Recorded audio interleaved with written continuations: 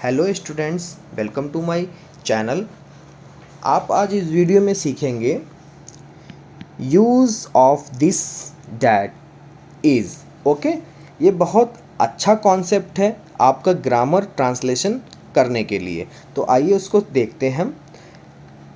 This is का इस्तेमाल अब कब करेंगे? देखिए, जब कर्ता हमारा कैसा हो, सब्जेक्ट हमारा हो सिंगुलर नाउन, जब पता चल रहा हो कि जो सब्जेक्ट है वो कैसा है, सिंगुलर है, तो यहाँ पर जो है हमारा पहचान क्या होगा, यहाँ के बाद में आप कुछ भी लिखा हो, लास्ट में क्या हो, है। यानी स्टार्टिंग वाक्य की जो है यहाँ से हो रही हो और अंत हो रहा हो है से, के लिए क्या लगाएंगे? हमेशा हम लोग लगाएंगे दिस इज़। ओके, जैसे यहाँ पर एक एग्जाम्पल दिया है आपका बच्चों, ये सेंटेंस है हमारा, यहाँ एक मोर है। यहाँ एक मोर के लिए क्या करेंगे? यहाँ के लिए क्या लगाएंगे? दिस।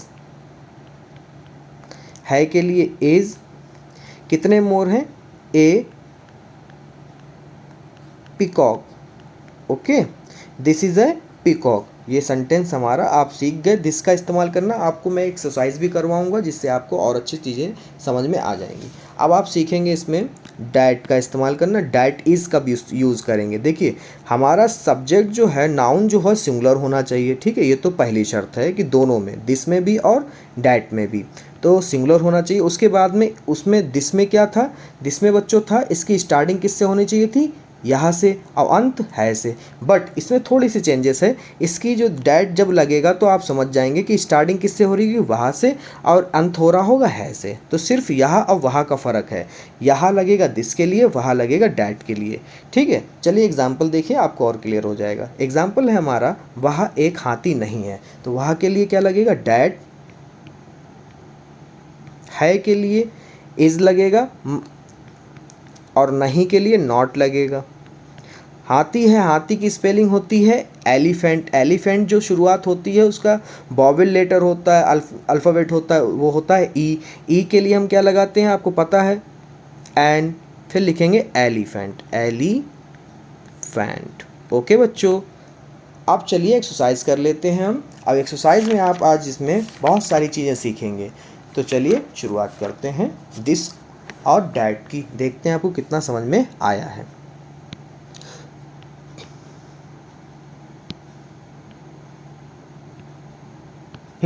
पहला है, यहाँ एक जिराफ है। यहाँ क्या है? यहाँ के लिए आपको पता क्या लगेगा?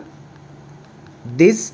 है के लिए इज़, और नहीं है नहीं, तो नहीं, नहीं के लिए नॉट लगता है, मगर इस वाले वाक्य में, पहले वाले वाक्य में नहीं नहीं है।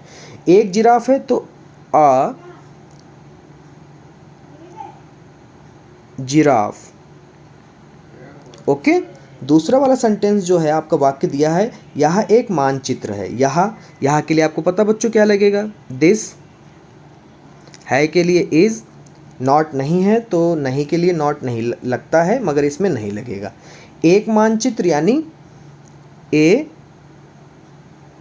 मैप। ओके, फिर हम देखेंगे तीसरा सेंटेंस जो है हमारा दिया हुआ, वहाँ एक मछली है। वहाँ के लिए क्या लगता है बच्चों? वहाँ के लिए लगता है डैट। है के लिए इज़, एक मछली के लिए ए फिश। ओके, फिर चौथा जो है वो है, यहाँ एक सांप नहीं है। देखिए, यहाँ हमारा हो गया सब्जेक्ट, तो यहाँ पे लिखेंगे दिस। है के लिए लगा देंगे इज़, और नहीं के लिए लगाएंगे नॉट। एक के लिए ए, सांप के लिए स्नेक। ओके, अब जो हमारा अगला है उसको देखिए, पांचवा, वहाँ एक पहाड़ी नहीं है। वहाँ के लिए क्या लगाएंगे बच्चों? डैट लगाएंगे। एक पहाड़ी नहीं है तो है के लिए क्या लगाएंगे? इज़। नहीं के लिए नॉट। ठीक है, एक पहाड़ी के लिए ए हील। ओके, छठा जो है हमारा वो है, वहाँ एक कुत्ता नहीं है। वहाँ एक कुत्ता नहीं है, वहाँ के लिए फिर डैट लगाएंगे। है के लिए इज़, नहीं के लिए नॉट, एक कुत्ते के लिए ए डॉग। ओके, अब फिर हमारा जो अगला है उसको समझिए ज़रा बच्चों। अगला जो कह रहा है वो कह रहा है, क्या यहाँ एक चोर है? क्या यहाँ एक चोर है? क्या के लिए क्या लगेगा बच्चों? यहाँ पर व्हाट। ठीक है, और यहाँ के लिए लगेगा हमारा दिस, ठीक है। मगर यहाँ पर आपको एक चीज़ देखनी है ध्यान कि यहाँ पर है क्या, क्या के लिए लगाएंगे हम, ठीक है, वाट, ओ सॉरी, वाट नहीं लगेगा यहाँ पर क्योंकि स्टार्टिंग किससे हो रही, क्या से, और इज़ लगेगा।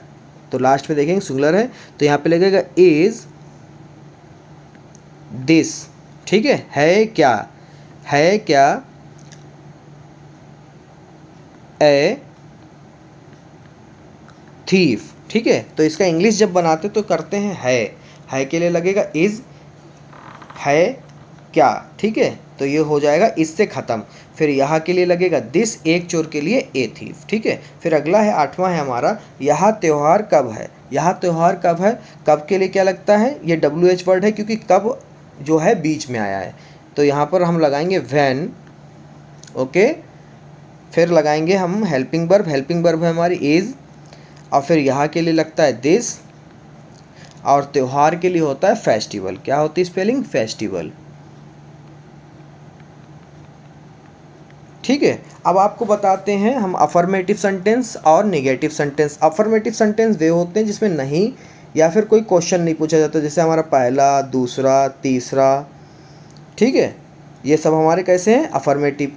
और जब हमसे नहीं कहा जाए, सेंटेंस में क्या कहा जाए, नहीं मना की जाए, तो ये क्या है, चौथा, पाँचवा और छठा, ये कैसे हैं, निगेटिव सेंटेंसेस हैं, ठीक है। अब आते हैं क्वेश्चन मार्क सेंटेंस पे, यानी इंट्रोगेटिव सेंटेंस, ये हमारा 7वां और 8वां। इंट्रोगेटिव सेंटेंस का मतलब होता है जिनमें क्वेश्चन किए जाएं, ओके। अब क्वेश्चन किए जा रहे हैं तो लास्ट में फिर क्वेश्चन मार्क ही आता है, ठीक है, जैसे यहाँ पर भी क्वेश्चन मार्क आएगा, ओके।